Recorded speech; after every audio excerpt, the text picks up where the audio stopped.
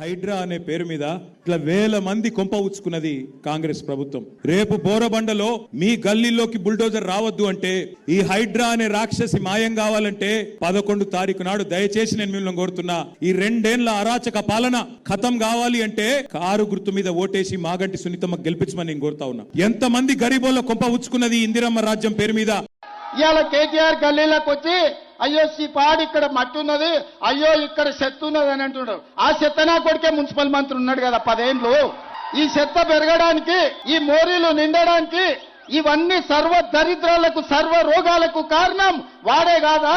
ఆ మున్సిపల్ చెత్తకుని కాడ కట్టేయండి ఒక రోజు, అప్పుడు తెలుస్తుంది. 10 ఏళ్ళు మంత్రిగా ఉండి బలిచి బెంచ్ కార్లలో తిరిగిండు. ఇవాళ బెంచ్ కారు పంచర్ అయి షెడ్డుకు పోయిందని ఆటోలలో తిరిగి మీ ముందర నటిస్తున్నాడు.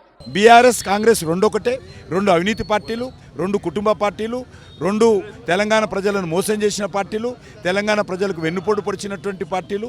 ఈరోజు అధికారాన్ని అడ్డం పెట్టుకొని మరి గతంలో బీఆర్ఎస్ పార్టీ కాంగ్రెస్ మంత్రివర్గంలో కేసీఆర్ పనిచేశాడు, ఇక్కడ కాంగ్రెస్ మంత్రివర్గంలో హరీష్ రావు పనిచేశాడు.